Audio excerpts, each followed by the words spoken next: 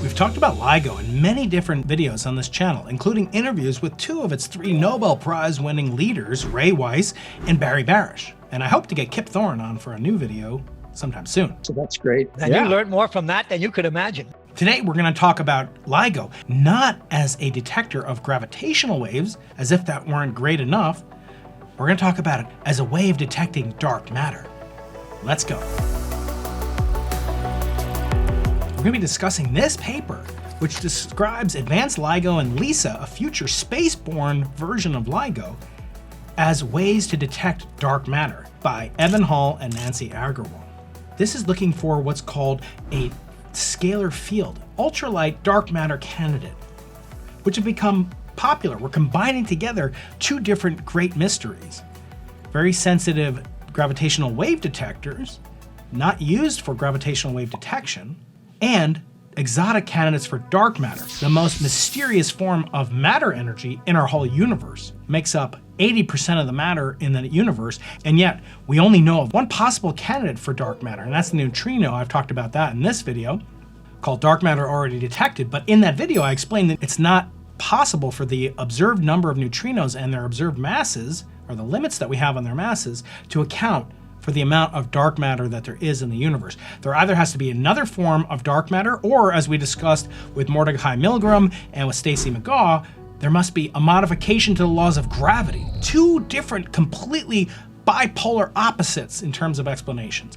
This experiment could get down to the heart of what's called a particulate candidate for dark matter. So a so-called scalar field, described by the mathematics shown here, could account for dark matter if there were sufficient abundances of these dark matter scalar fields to close the gap between the ordinary matter, like the kind that we're comprised of, baryonic matter, and the missing amount known as dark matter.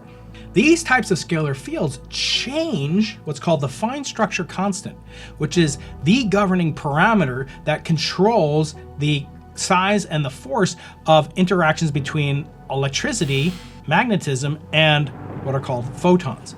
The strength of electromagnetism in quantum mechanics is governed by the fine structure constant. The name fine structure dates to early spectroscopists from the late 1800s, finding in the spectrum of glowing hot hydrogen gas when observed that there were strange lines that needed to be accounted for. These were later discovered to be part of what's called the program of quantum electrodynamics by Richard Feynman and others, who found the solution for what the fine structure constant was, its value, but we don't know what it is, why it is what it is. In fact, it has the value at ordinary circumstances of about 1 divided by 137. Which leads many physicists to set the number 137 as their combination on their luggage locks for the TSA. Now, if there were a light scalar field, it would change the size of the atoms, which is parameterized by the same fine structure constant. And it would do so in a periodic fashion, in a way that LIGO could detect, given its exquisite sensitivity to tiny variations in the size and scale of its cavities, of its laser lock cavities that we'll describe in just a moment. So you could measure the frequency of a laser as it oscillates inside of a solid, and it would be exquisitely sensitive to the change of the atomic radius, which would then, if shown to be periodic, varying sinusoidally as shown in the first equations, that would be evidence for a scalar field, which could then have an associated mass, which could then possibly account for the amount of dark matter, which we observe. We don't observe the dark matter itself, but we observe that there must be dark matter in the universe. To do this, the scientists are using LIGO, shown here, but not using LIGO to detect gravitational waves. It's using the phenomenal construction of what are called the test masses and the lasers cycling within it. This is from the LIGO team, how the so-called silica cavities, we have 2 different cavities that we're looking at. We have the fused silica cavity, which is called a reference cavity, and then there'll be an interference pattern which will be generated at a modulated rate that will oscillate periodically if this dark matter scalar field exists. And that will change the effects of the interferometric pattern, so-called correlation function. And that's what they're looking for.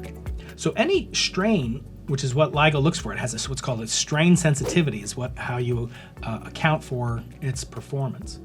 Any noise in the signal, or any signal that is caused by the dark matter, will cause an oscillation difference between the signals in the reference cavity and the signals inside the control signal.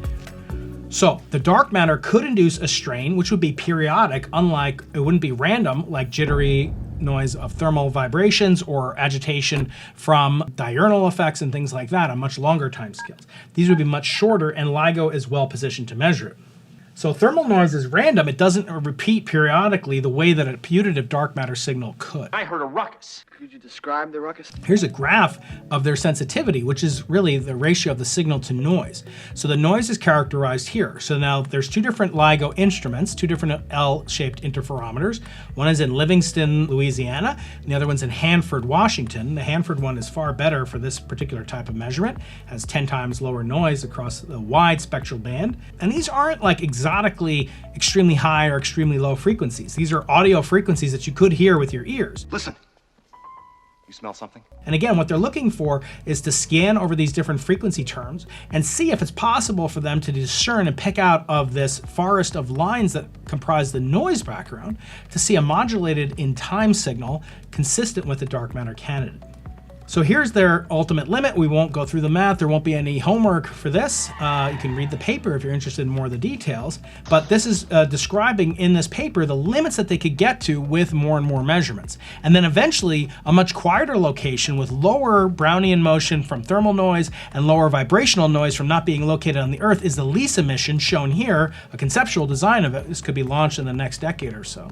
And then this could lead to a limit on the mass, which is characterized as all particle masses are characterized by their electron volt energy divided by the speed of light squared. This is just relating their rest mass energy, E equals mc squared, dividing by c squared, and getting the equivalent mass. So the researchers found they could use LIGO's laser frequency in the reference cavity and the interferometer itself to measure the coupling of an ultralight scalar field dark matter candidate to the standard model particles. These would be the particles like the electrons in the crystal inside the cavities that make up the actual cavities themselves. Those are just made of ordinary matter. They're not making it out of exotic dark matter or unobtainium. That's the only reason. They don't require any special runs of the instrument. They can get this in real time as LIGO is catching the behavior of exploding black holes, of exploding supernovae perhaps, coalescing neutron stars, and especially its main most productive source of discovery, which are coalescing black holes. It can do this search for dark matter at no cost in time, sensitivity, error budget. It can do that search at the exact same time. So it's very efficient use of this exquisitely sensitive and pricey instrument. It cost about $1 billion over its 20 or so year lifetime. So stay tuned. We may ultimately get the best possible data on these ultralight dark matter candidates, not from this ground-based instrument, but from space, the LISA instrument. Stay tuned for more information about that. And if you'd like to learn more about LIGO, click this video here, and I'll see you in the next episode.